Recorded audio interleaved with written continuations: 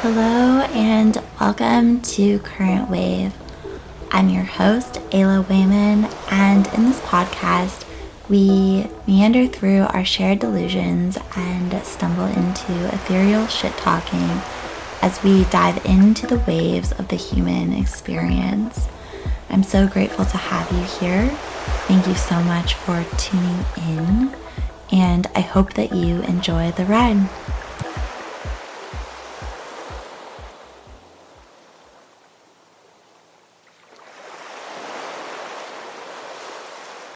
Hello. I'm so excited to have our guest today on the pod, Stephanie Xenos. She has become a dear friend. We met last September, so we've been friends for a year, and she's really become such a big part of my life. We work together, we are friends, and I'm super grateful for her because honestly, so much of myself has sort of been able to come online through and in our friendship. At this moment in my life, I feel super oriented toward work and career. I think it's something that we all spend a lot of time on. And for me, it's really something that is a big part of who I am right now and what I do and how I spend my time and what I care about.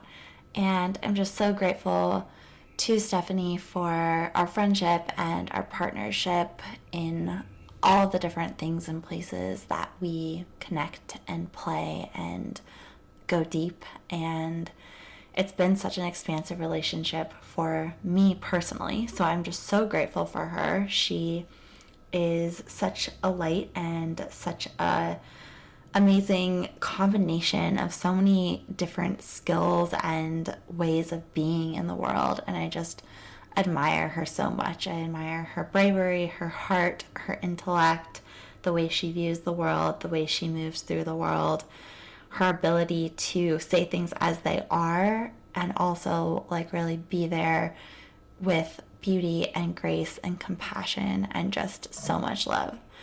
So I am so excited to be able to share a little piece of her with you, and I really hope that you enjoy this episode.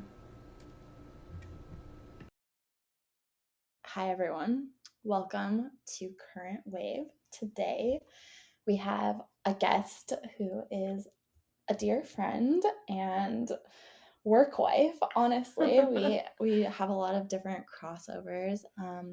Stephanie Xenos. She is a currently a wealth coach and has had other lifetimes in this lifetime, working for NASA and SpaceX, retiring at 32, but also just being a really inspiring person and burst of sunlight, to quote a recent email. Oh my gosh, yeah.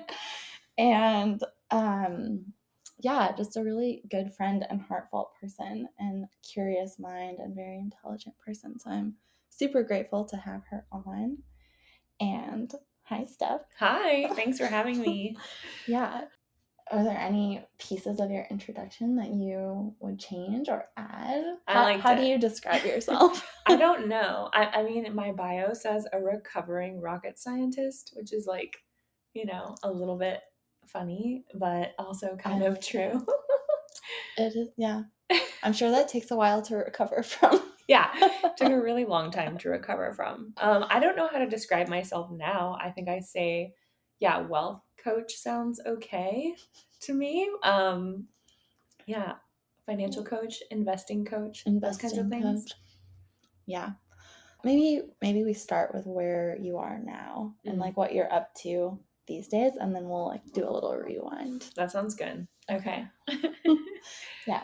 So you want me just to freewheel it here? Yeah, just freewheel. Like what are you up to now? We can be like more casual and detail oriented. Yeah. I think I'm in a transition period, but I guess life is always a transition period. So on the life front, I'm kind of transitioning from living in Austin, Texas to wanting to move back home and transitioned back to Southern California. I miss the nature so much. On a like romantic level, I'm also kind of in a transition. I have been with my partner like a year and a half, and we're madly in love. And I'm kind of transitioning into the idea of like combining our households and becoming, something more than just like people dating. And on a work front, also transitioning from, I've worked like exclusively with people one on one, and I'm transitioning to kind of working with people in a group setting. And yeah, so it feels like a transition across all fronts. Yeah, definitely. But exciting, like Hmm. good growth and really good things on the horizon. That's how I Definitely. view it for Yeah, sure. definitely. And then, yeah, I think like one thing I do want to talk about in this is money because you are a money woman, an Yes. expert and financial person. Maybe like how you started on your trajectory toward becoming a rocket scientist Mm, and going into like your first career world in yeah. that. Yeah, I mean, I was a very motivated young woman, and I honestly, like, I ended up choosing to study physics and, working at NASA, SpaceX, because I thought it was the hardest thing. And I just thought, like, one, I think I had things to prove to myself, but that was kind of under the surface. But Mm-hmm. on an actual mental level, I was thinking to myself, like, oh, if I choose the hardest thing, I'll be rewarded financially, which is really silly because, of course, like physicists don't make a lot of money.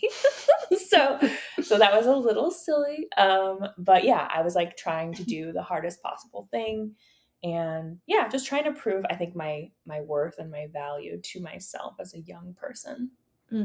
Yeah, that makes sense. I think we often start there, right? Like having to figure out who we are and what we want through some like kind of backward ways sometimes, Mm-hmm. and Mm-hmm. a lot of like working through those issues or not issues, but things Yeah. that are in us. So, okay. So then where you worked at NASA first, correct?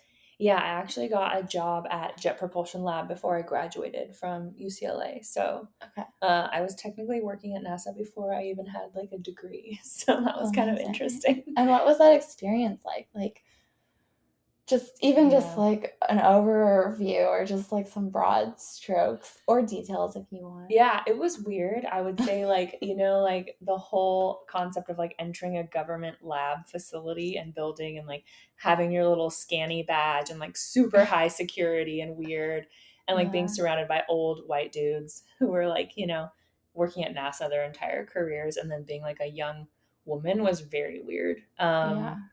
Yeah, it felt very isolating. And oftentimes I would be like underground in a lab, like pouring, liquid nitrogen for my little test setup. And it was really just like a weird experience.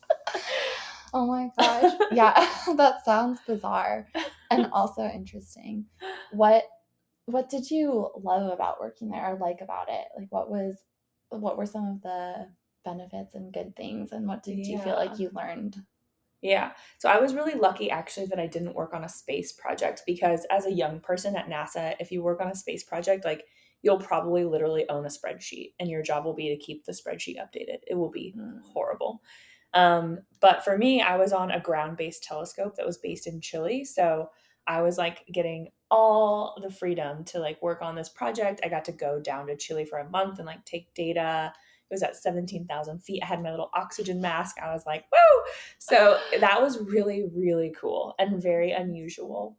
And I think like I got a little taste of freedom. And then when I like heard about SpaceX, I was like, oh, I want to be somewhere where they'll give me even more responsibility. So I Yeah. think NASA is typically somewhere where like young people really are bored out of their minds, most likely because it's so bureaucratic. But I Yeah. got lucky and Oh, got to do like a really cool project. So that's cool. That's fun. And then what was kind of that transition and that next step that brought you to SpaceX? Like, how did you hear of them and what was that?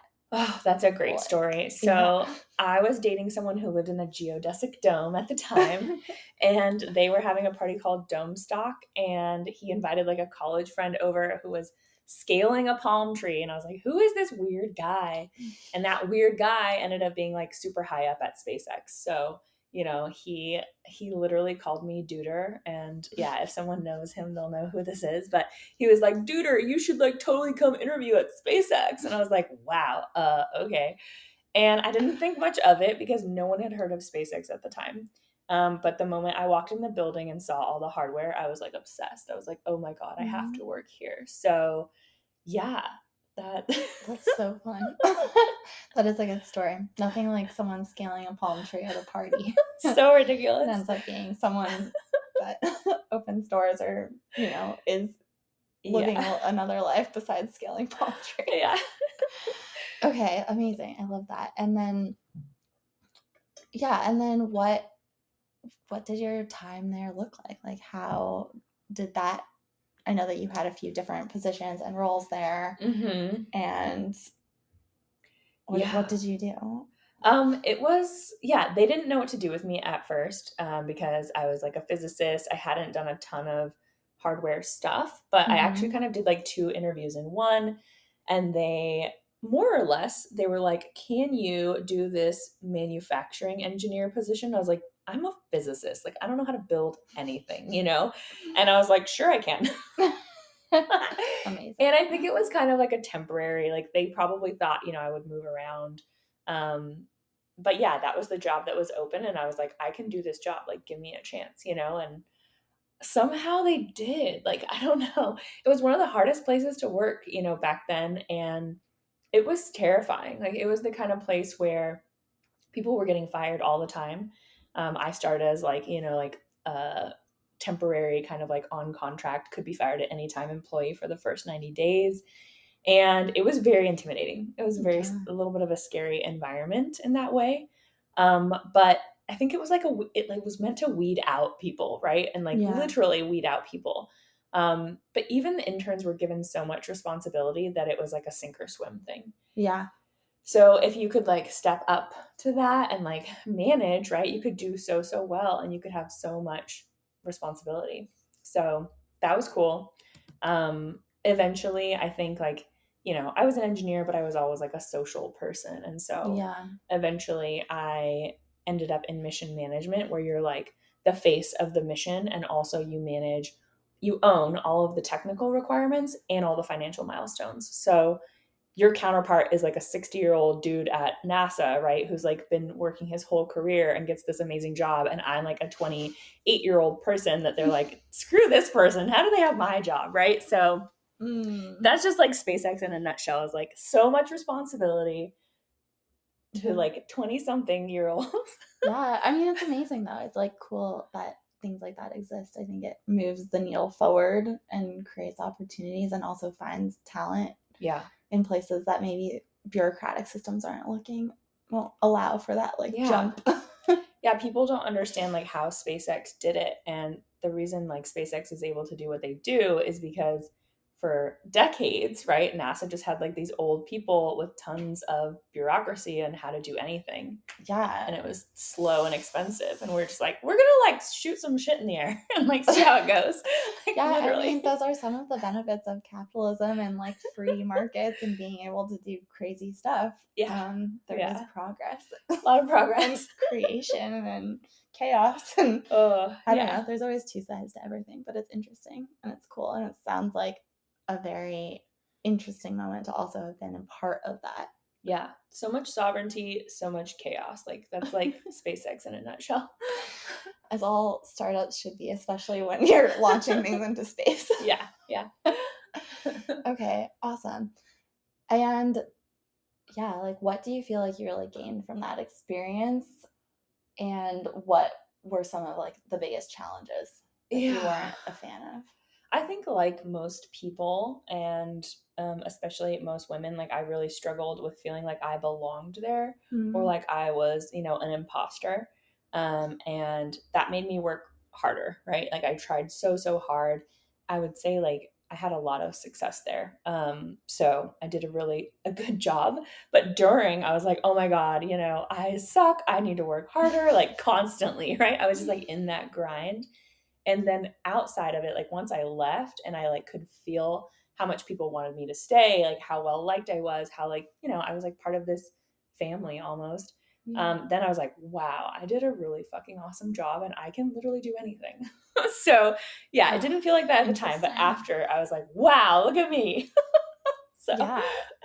I mean, sometimes that's how it is, unfortunately. Yeah. It's like only in hindsight or when we're leaving something do we realize how much good was there. Yeah. Well, also when you're in it and that's like your daily reality of grinding and not feeling like you're belonging, obviously that's not a compelling reason to stay somewhere. Yeah. And there was so much anxiety, right? Like it was a very stressful environment to be in for 8 long years. Yeah, that's a long time. And like you were young, and in like other conversations, because we're friends, you've mentioned like how crazy the hours were. You had like multiple phones, like you were just like on all the time, and all the time.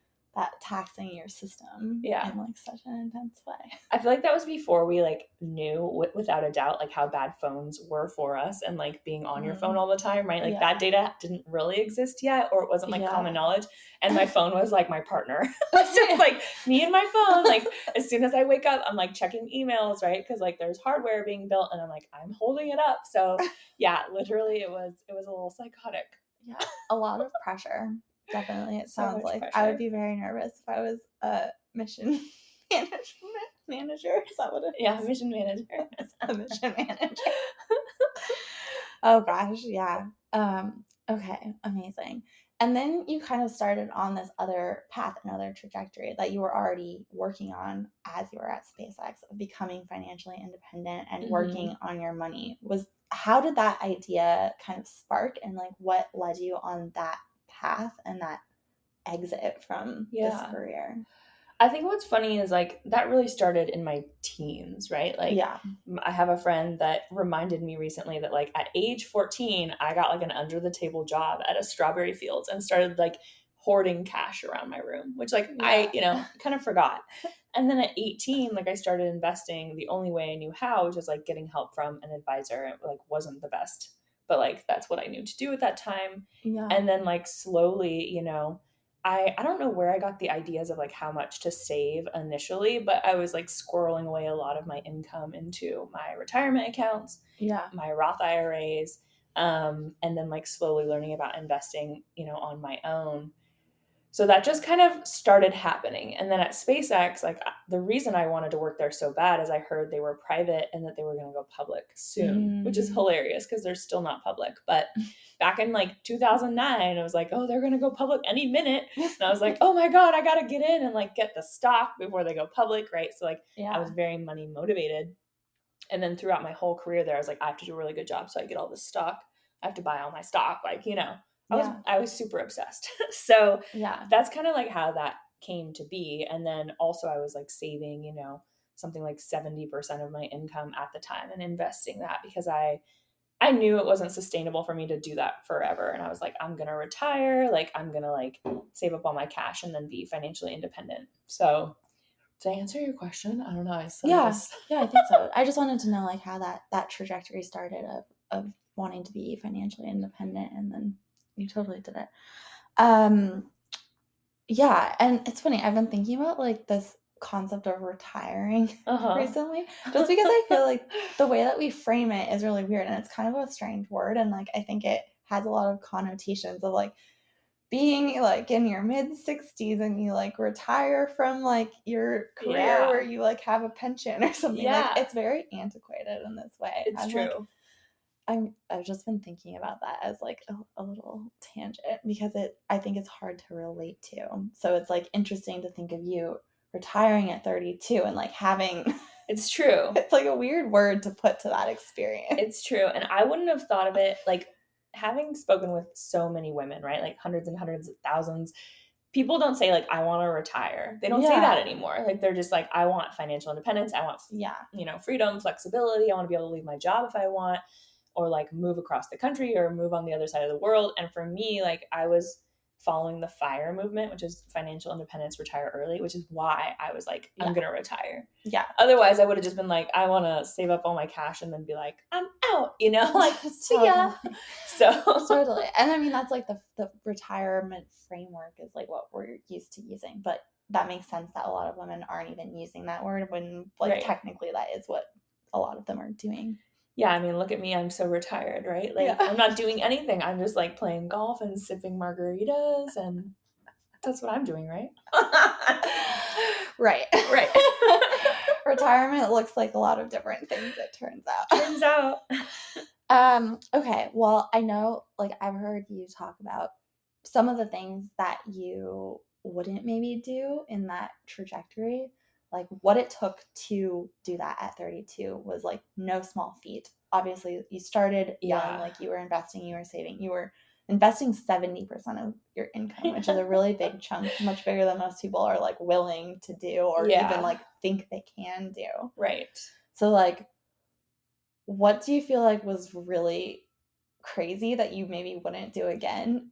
And like, what do you like, are you glad that you did and like would take those steps again? Yeah, I think like the craziest part was honestly the mindset, right? I think the mindset was like super toxic and like I'm gonna squirrel away every dollar that I can. And like to me, it was like life or death, it felt like, right? Like I needed this to happen. I needed to have freedom and independence or like I could die. It felt like a safety thing, you know? And that was just like leftover childhood stuff. But looking back, like, man, I wish I could have just been like a little more chill. Like I wish I could have, you know, gone to work and like made work not like my number one obsession and money my number one obsession and just like treated it a little differently. I don't know, like decision wise, I probably maybe would save a little less than 70%, but like I lived a pretty fabulous life anyway. Yeah. So it's not as if like, oh, I missed out on, you know, traveling the world. Like I was traveling the world. It's not like, you know, I didn't like have all the fun. So yeah, I think it's more of like a mindset. Like it was pretty toxic times. So yeah, just like internally, the way you were thinking about it, like you could have done the same thing with a different perspective and absolutely had a different experience, which is crazy. I mean, that's like such a big piece of all of the things. Totally. Just the way we're viewing what's happening and what we're doing. Yeah, I think too, like now that I'm thinking about it, like I was in a relationship then and I was probably pretty like aggressive with money stuff, you know, like yeah, I don't know. Like I was pretty aggressive, like with my and like cagey and defensive about money stuff, you know. So in your relationship, in my relationships, yeah. So that probably could have been improved. Yeah, I think that that's something that a lot of people are curious about, like how to be in that dynamic. I think we're going to get into sort of like love and money and maybe we can circle back on that there. So for people who are interested in financial freedom and independence, like what are some things that you would say to start and like think about, and where would you begin if you were starting again? To be honest, like the only thing that's going to build financial independence and financial freedom is investing, right? Like it's next to impossible to save enough, like in a savings account. Even if you get 5% interest in like a high yield savings account, you have to invest. That's really the only way. So unfortunately, like our society makes investing seem really complicated. In reality, it's very simple. You can open like one account, you can invest in one index fund and like totally build out a financial portfolio that's going to support you in the future. So it's shockingly easy, but it's like obfuscated by society to make it seem really hard. But that's really it. It's like how much can you afford to invest each month, because that's going to define so much of your timeline to financial independence. Yeah. So obviously that starts with like spending, right? And how much you're making is like increase your income, decrease your spending so you can invest more, right? Like, but also not to the point where you're not enjoying your life. That's super important too.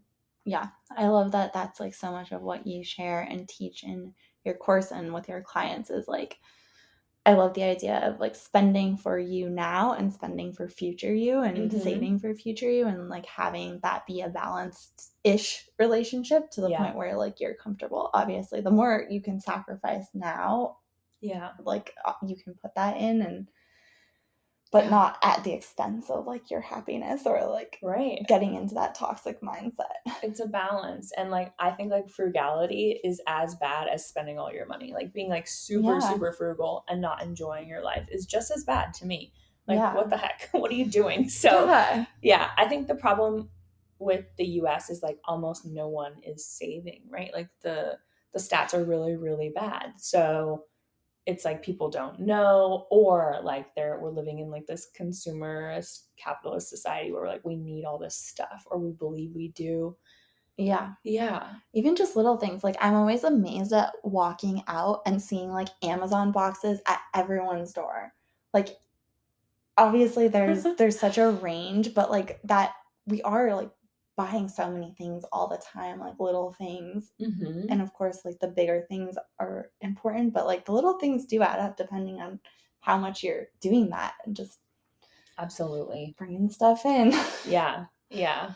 Yeah. Okay. Yeah. It's interesting. Okay. So really investing is really important. And That's what we literally the teach. only thing. If you do that right, like the rest can be kind of messed up and you'll be fine.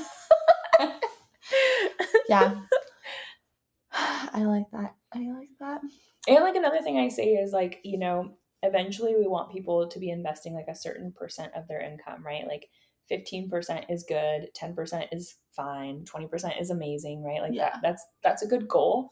And then like you don't have to just track the rest. Like you don't have to care what you're spending on, personal care or like, gosh, how much am I spending on clothes? Like it doesn't matter at that point, right? It's like it's just kind of like a cheat code almost. Totally.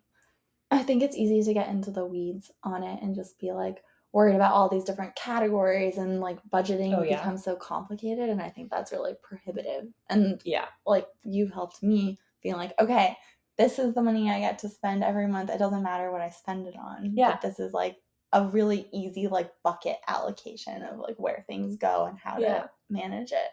I think the problem is when people learn for the first time that they're supposed to like invest 20%, it's like they're in their 30s and they're like, whoa, that's a lot of my income, right? Yeah. They're not used to it. But if you grow up that way with that concept of like always putting 20% away, it's just like that we just do that, right? And then your lifestyle doesn't inflate to consume 100% of your spending. Yeah. But it's so foreign and we don't teach that to anyone, right? So it's like by the time they learn it, it's like, oh, that sounds so hard. I can't possibly do it. And I'm like, well, I got it. You want this.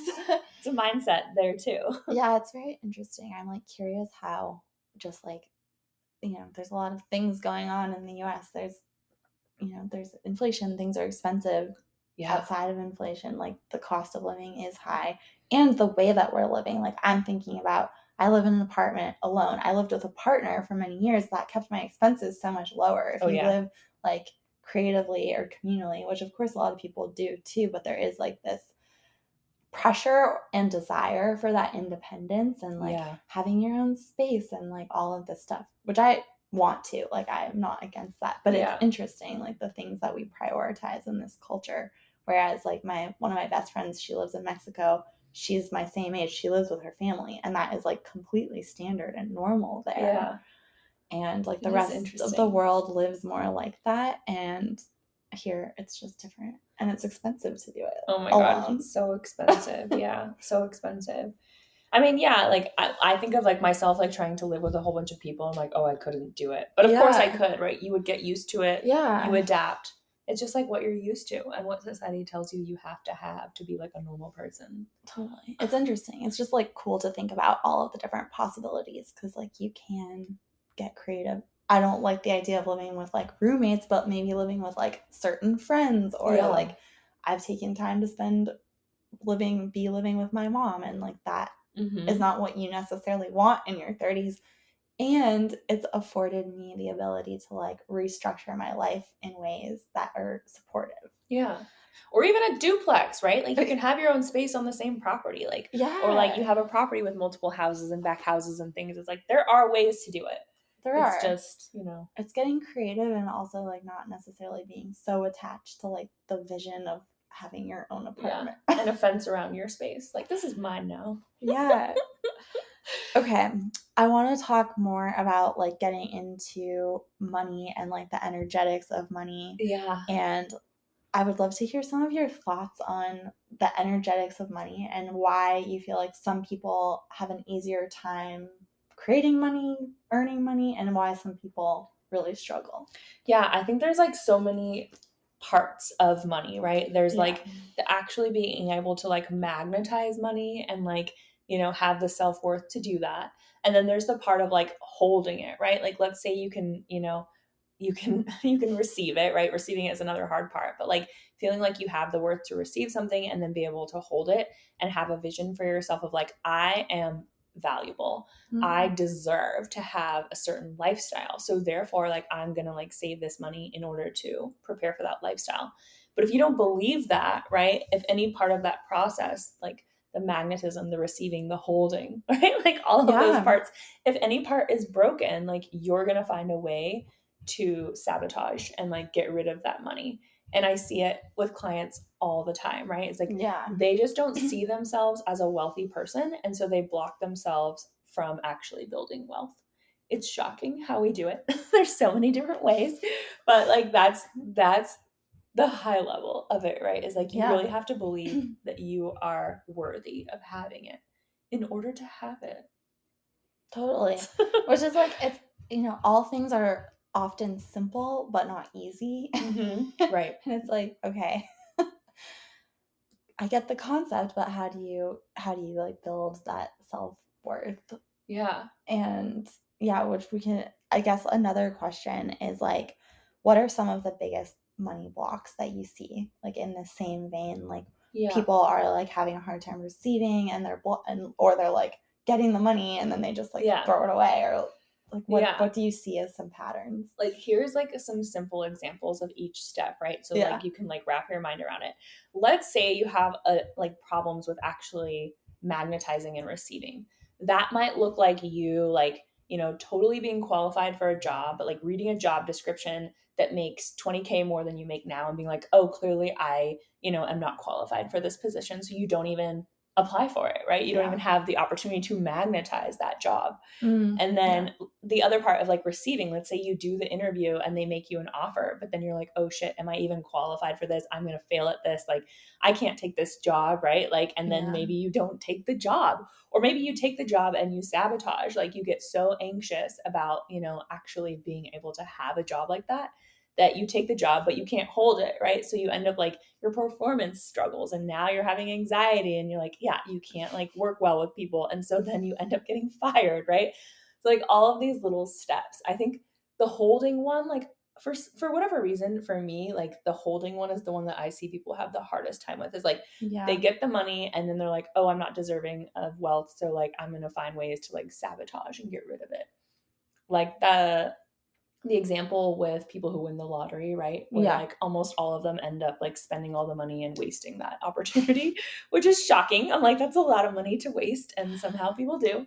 Right. But those are like some examples of like along the process how we fuck it up, and that are like super common, like super relatable. Yeah, totally. It's super relatable. I mean, I think that, and this is something we also talk about, is like even people who make a lot of money can have like money struggles in their allocation of it. Like it's often not necessarily how much you make. Obviously a certain amount is like super beneficial, but if you're not able to hold it and like also allocate it properly and move it around and like invest and save and like do the stuff, you can still feel broke and like you're living paycheck to paycheck. Oh my god, the number of like people who make multiple hundreds of thousands and are like, I'm living paycheck to paycheck, like I can't afford my life, right? Like it's so common. It's so common. Which is also just like, I think there's like two pieces, right? There's like the energetic piece and then like the practical piece that goes along with that, of the education of like not having your lifestyle inflate and all of these things, because it's just so easy. It is like, that's one of the most natural things, is like to instantly, when you have more money, to spend more money. It just makes sense. Like we're gonna spend it unless we set it aside like in an investment account or something where we're not like seeing it. Like we'll just spend it most of the time. Yeah, totally. Which totally is a natural instinct. And because we have it, right? We're like, well, we have the money. Yeah. Like, so when someone's like, do you want to do this thing? You're like, of course I have the money. Like, why not? Yeah, totally. Even in my mind, when I'm like projecting into the future, like, oh yeah, if I like do this, then I can like do that, right? It's exactly. Like so easy to do that. And then suddenly you're doing a lot of things. Exactly. What would you recommend if someone like wanted to work on this and wanted to kind of shift their energetics around money, their self-worth, grow that?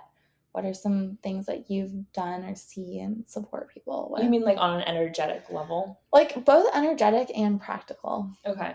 On a practical level, like I think the only way to make a difference, right, is to actually start investing. So, in order to do that, what you need to do is you need to look at your spending and decide like what is the most, juiciest part of your spending every month. Yeah. And like keep that stuff. And then look at, what are the things I spent money on that I'm like could have done without, because we all have those. And like instantly, right? If you find a couple $100 in your budget that you're like, oh, I spent that on an Instagram shower cap and a random Amazon doodad, and then you're like, probably didn't really need that, or going to use it one time and then it's going to sit in a drawer. Like, Yeah. put that money into investments the next month, and then like you'll have less money in your account. Spend that money, right? So like on a practical level, it's like looking at stuff that isn't really bringing you joy and cutting that out and Yeah. putting that towards something that can like help you build your financial future. On an energetic level, like building self-worth is not super easy, right? Like you and I are fans of TBM, like for that kind of Yeah. work of like really envisioning yourself as someone who deserves something, and trying to like magnetize that way.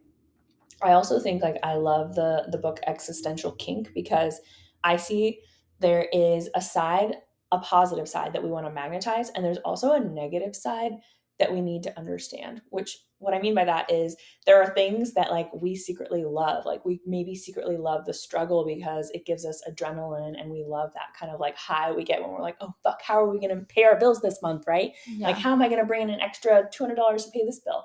That stress can be like addictive. And so usually there's also a negative side that like we're kind of secretly addicted to.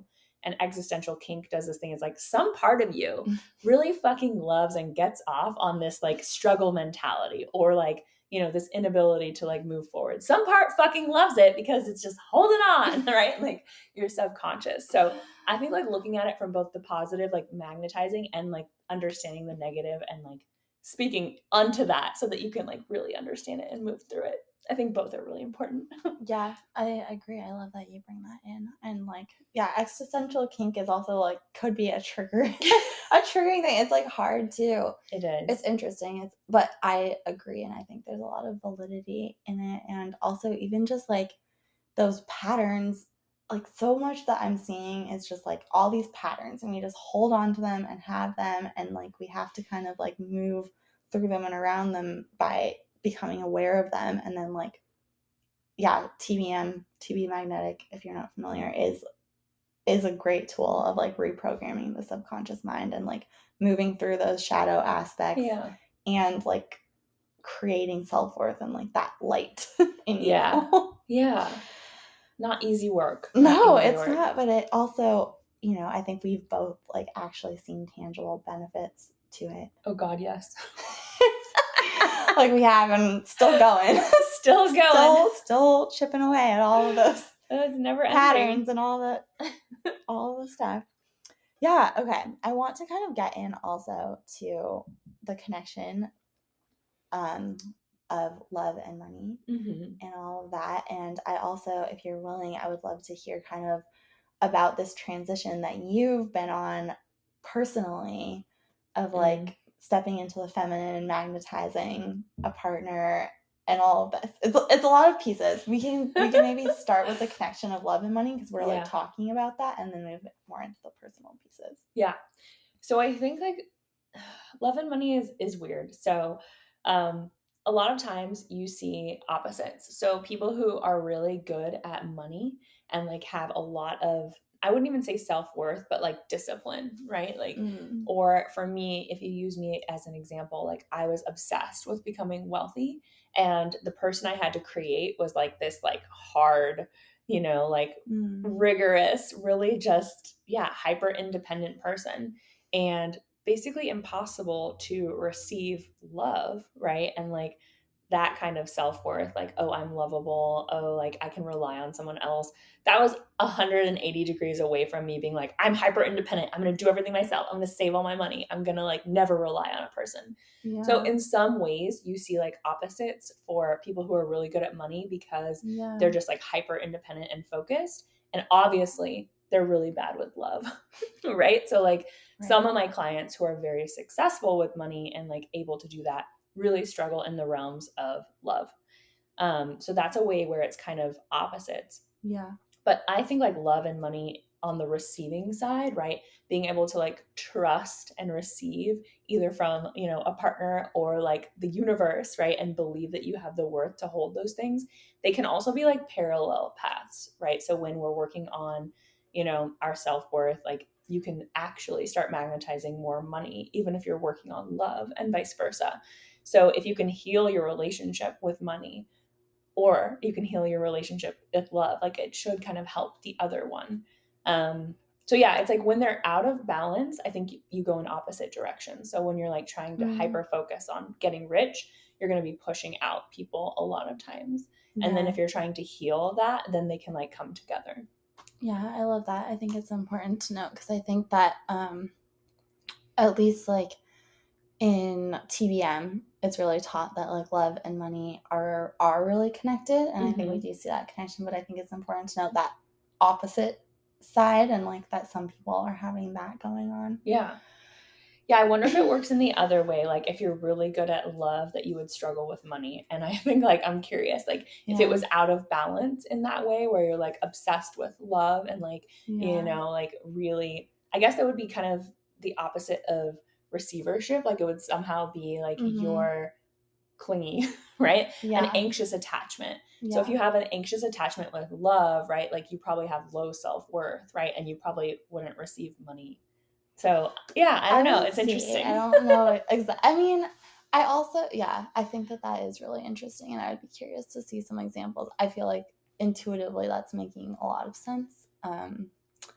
Yeah, I'm probably a decent example of it. I also think that like your attention also matters a lot, and I think like you can only, at least for me, like I find I've like worked with a lot of people who are like have a platform or are a business owner, and when they fall in love, their business, like at least from the consumer perspective, really kind of changes because their focus is elsewhere. And so like when you're building a business, and I don't think that this necessarily has to correlate to money. I really think you can have like love and money coming in at the same time, but I think that like you need a foundation and like a container, especially if you're an entrepreneur and your focus is like building your business. I'm thinking of one person who I know who like built this cool business, and then when she fell in love, it was just like she was gone. Like her energy was just so out of it. Yeah. And it was like hard to like connect with her business. And I don't know if her business suffered because of that, but I like stopped doing that thing because it wasn't like interesting because her energy was going somewhere else, which is also totally fair. Like live your life, fall in love, please. But like I'm just thinking of like where our attention goes. But then some people have a lot of money and like are putting attention toward love and it's still not working. Yeah, it's interesting. I almost would wonder if that person had like a little bit of an out of balance relationship with their business at the time, right? Because like it seems to me like we should be able to have a healthy balance of both. But if one thing is like the obsession, or one thing is like where we're putting all of our attention, and then something else comes in, obviously that thing's gonna suffer. So I don't know. Yeah. That's interesting. Yeah. Curious. I mean, I also think of love and money as like the same chakra, which is like it's like the first two, like the root and the sacral, because that's like safety, self-worth. Like it's really like these deep things. And I think that like both of those connect to that. Definitely. Yeah. Yeah. It's very interesting. So then kind of like moving into your own story and like having this experience of you know, being like working really hard, being in this high powered position, having some maybe imbalance in love relationships. Yes. And like, as you said, like being this hard shell, and Yeah. then sort of this transformation into something new. Right.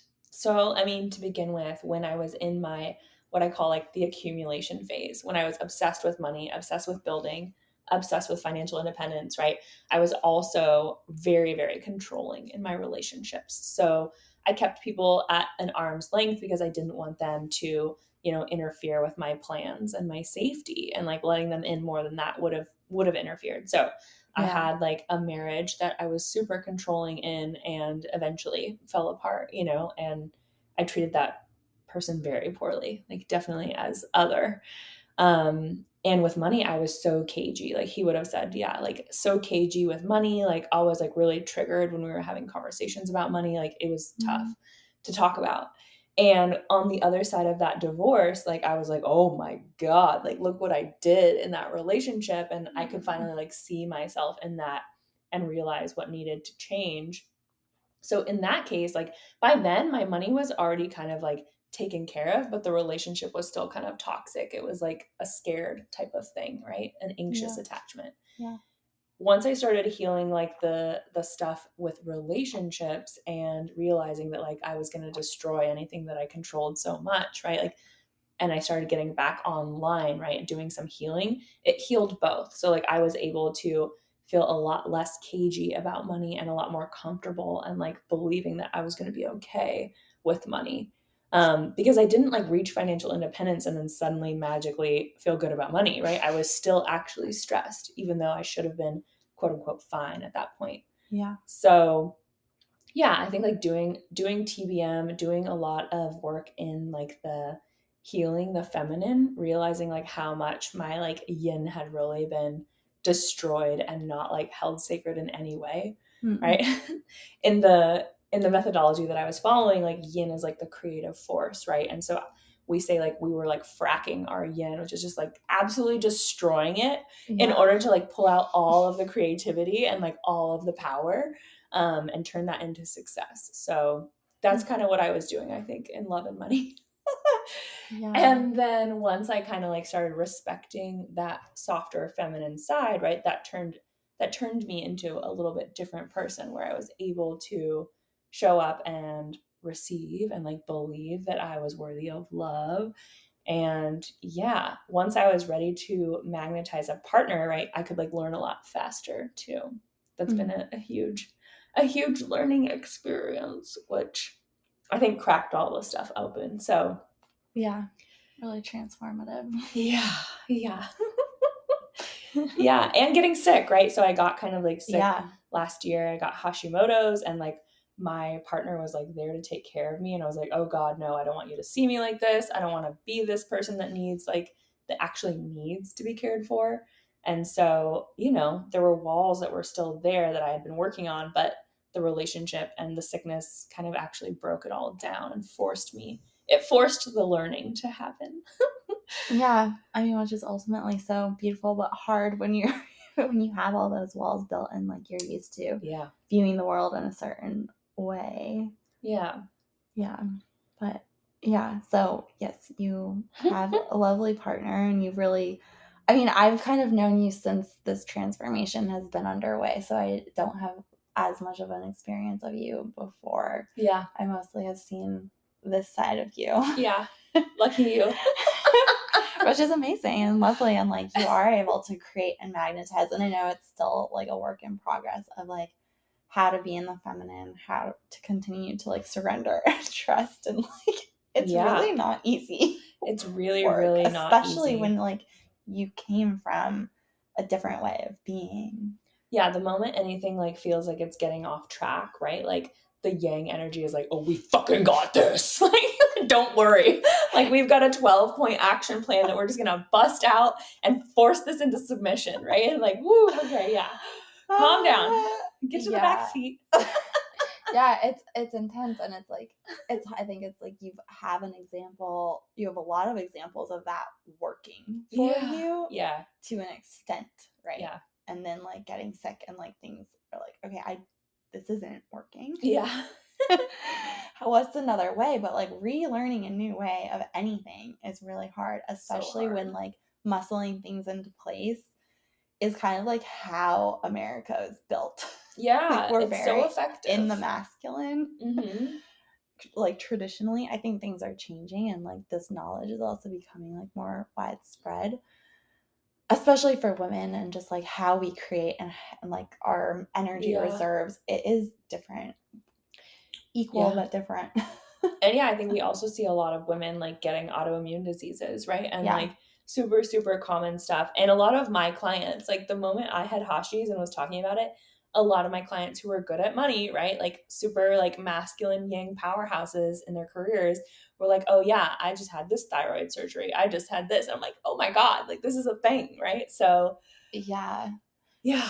It's so interesting. I know that kind of ties in. Was I work with Steph, and so I was on her Instagram the other day, and I do different things on there, but I saw a post from someone who works at SpaceX who was like doing some sort of, I don't know, exploration, and she was talking about like women, and they kind of reach this point in their mid to late 30s where they're suddenly really burnt out, like get sick, something happens, and they're like, wait, what am I doing? Mm-hmm. And I Yeah. think like, burnout, health issues, like realizing that like they're almost 40 and maybe they want to have a child and like they don't Mm-hmm. even have a partner. Yeah. Like Yeah. it's really interesting of like, I don't know.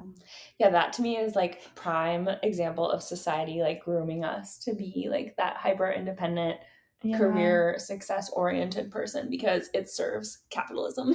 So it's like Totally. If you can have everyone in the workforce, think about what you can do. yeah. Which is like, Uh, I think just softening the options. Obviously, I think everyone should have the options to do those things. I think it's just hard to see and experience people who think that they need to do that and then yeah. realize maybe that's not like what their heart of hearts wants. Yeah.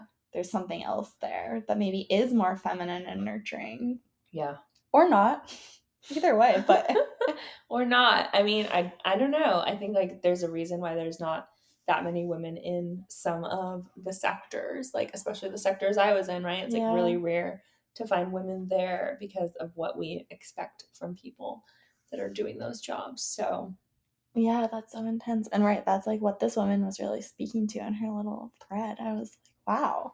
you'll have to tell me who that is later. I have to find it. I hope I saved it because I literally just I saw it like I opened it and it was just there and I was like, what's this? Oh, But interesting. we'll investigate. Yeah, so in the same vein of this conversation, you have this quote on your website that says, everything I have, I owe to fear. Oh God, yeah. And I think, we're in this process of like you're changing sort of like this whole orientation of how you do things. And I Mm-hmm. think like in your story and in this energetic, like I would love for you to speak of what motivated you to create the life that you did, and like if you want to go into anything of your childhood or any like of that Yeah. trajectory and like that fear that drove you. Yeah. Yeah, I mean, so I grew up as an only child to a single mom, and I never knew my dad. He was in Greece, and so we were living just the me and my mom lifestyle. Super poor, like not not financially very well off at all. And then my mom met this guy who was like attractive and smart and had money, and our life really changed. But he ended up being like pretty awful to my mom and pretty awful to me now too, looking back at the time like almost seemed like normal weird. I don't know why, but so he was physically abusive to her and to me. And we would have these bouts where we would move out because he would like go to jail for a little while for being so violent, and then we would end up moving back in. And I remember just being like, I can't believe that my mom is like putting this relationship above our safety. But what I didn't know at the time was like it was really just a financial decision, right? Like she didn't have the money to keep us safe.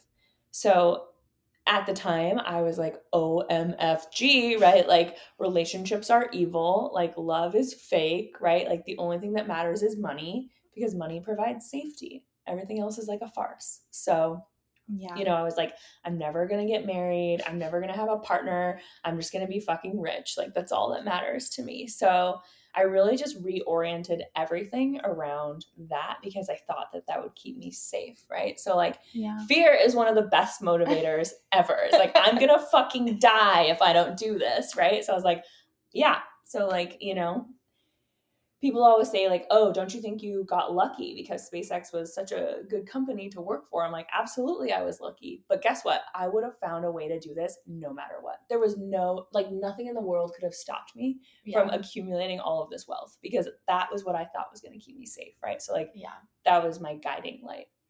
And all of that was fear-based, and it worked so, so, so well. And now it's like, wow, it's so toxic, and it probably made me sick. It made me like lonely and standoffish. Yeah, it definitely fucked me up with love, right? So on the other side of that, I'm just like, wow, like that can really, it can serve you in so many ways, but it's really not serving you. So totally.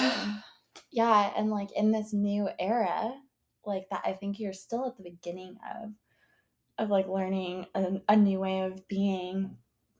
And like, what do you hope, like what are some of the things, it can be more than one, what do you hope to have like motivate you moving forward? Like what do you want to kind of use in this, because you're in the middle of building a new business essentially. You've been doing this for many years, but it's kind of like a new iteration of it, right?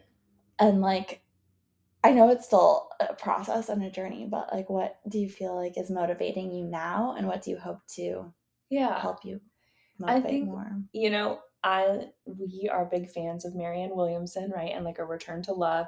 And she would say like the opposite of fear is love. So for me, like when I have the opportunity to meet women and talk to them about money, like I'm literally able to access this vision for them of like their highest selves. And I want that for them so badly. And for me, it's not about like success or like making a sale, right? It's really just about serving them.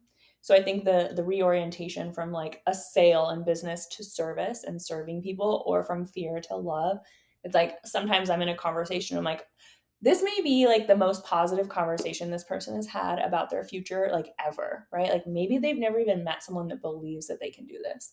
And here I am telling them like, with some small changes, like, you know, you could actually build your wealth. You could have freedom and flexibility to spend time with family. Like you could do all of these things that you've only dreamed of. And so like being someone that can see that and believe in that in people, to me that's like the lens is like the service lens. Like how can I serve? How can I help as many women as possible reach financial independence? And I think love, like ultimately, like in the future, I hope to be like guided by love in all things, and yeah, it's a process because fear can like sneak in there and like make you really nervous and be like, oh my God, this thing is failing, or like it needs to be something that it's not. But yeah, I think the reorientation of love and service is probably going to be the thing that really matters. Yeah, Long that's term. so beautiful. And I think you have you're so primed with your skill set to do that in so many ways. Like you have the analytical part, you have like the frameworks, the knowledge, like the systems. You're so good at that.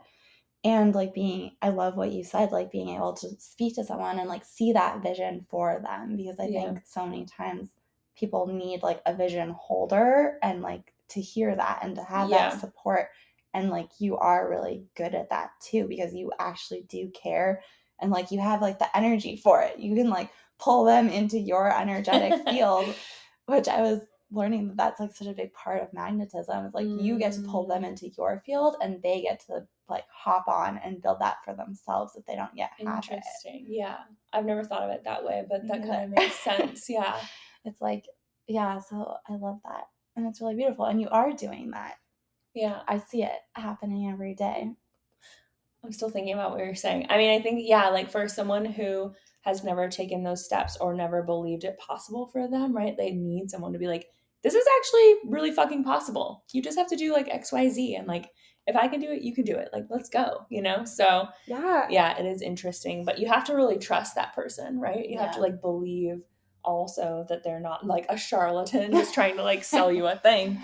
So yeah. Yeah, totally. But I think that it is powerful, and like we all need a hype woman when we're starting out. And like I just love how you have like married your energy with the tangible steps. Like I think that it's special and helpful, and like it's helped me, and I see it helping other people. So it's cool. It's fun to be your friend and to also have the privilege of working with you. That's a place too though where self-worth can like mess you up, right? Imagine that I'm Yeah. like telling someone like, hey, I see this super clear path where you can, you know, make 30,000 extra dollars this year by investing a certain way. But Yeah. if they don't hold that vision for themselves and that self-worth, it doesn't matter if I'm telling them like, you can do this. It's easy. Like I will help Yeah. you. I will support you the entire way, right? But if they can't see that vision of themselves and believe, then they're going to find a reason to not do it. Like, oh, the program is too expensive, or oh, I don't have time, or oh, like Yeah. this might not work, or I'm scared, right? Like that goes Totally. back to that same thing. Yeah. I know it all goes in a circle. It It's like, does. okay, you can offer the tools, but you have to, each person really has to choose to take them and use them. Yeah. Amazing. Well, I would love to hear how people can find you and work with you, Yeah. and what we talked a little at the beginning about what you're up to, but if you want to share a little more about Ignite and Yeah. how people can get in touch. The easiest way to find me, I guess, is Instagram, right? My Yeah. name is Stephanie Xenos. That's my thing on Instagram, Stephanie_Xenos, Yeah. something like that. Stephanie_course, And it'll be linked in the show notes. and also my website is just my name, stephaniexenos.com. But yeah, as far as Ignite, like Ignite is a 3-month program that is intended to help you like understand every piece of your finances and build that confidence, and also make sure that the money you have is working as hard as possible for you. So, whether that's like dialing in your savings, getting you to invest more, getting you to invest in the right things, right? It's a no stone unturned type of program. Yeah. So, really from the ground up, just like teaching you everything you need to know in order to build wealth. So, it is investing focused and wealth focused. And it's a 3-month container with like live coaching with me on a weekly basis and a community of women who are like taking it to the next level, which is so inspiring. But yeah, just like loads of support in that program. So, that's something that you can always just like, message us about and we'll give you more info. Send us a DM. Yeah. Amazing. Well, thank you for your conversation and for being here. I'm super grateful. Thanks for having me. Yeah.